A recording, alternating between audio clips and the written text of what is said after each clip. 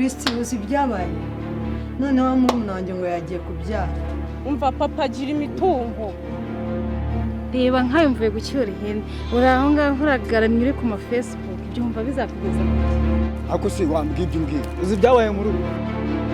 mushiki wanjye kurwana wa mugore wazanye kandi aho mbikubwiye ntabwo byitayeho pangiye bindana birambe nasigaye umva pangiye ndabirambe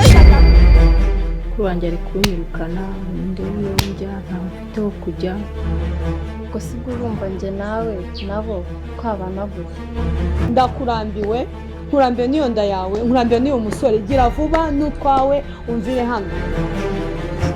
jye wihangana tuzi none se mama ni ikintu kiri gutuma wanga kumva mu kazi ariko gasoko cyane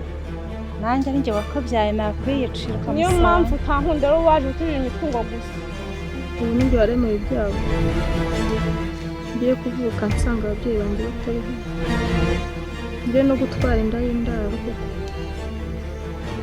kwa mana wagize uko ubigenza ukamuha igisuzuguriro ukawirirwa wotsa ibirayi mu cyaro none ni urwego usigaye uriho ndabigenza niko kuko nta mafaranga afite nari mfite amafaranga makeya gweri uyu munsi ugire vuba muko umvire hano umva ratangiye uzanzanire telefone iPhone 14 bana numva ngo muri Canada wa iPhone za make ubuzima buri kwanga mwana bro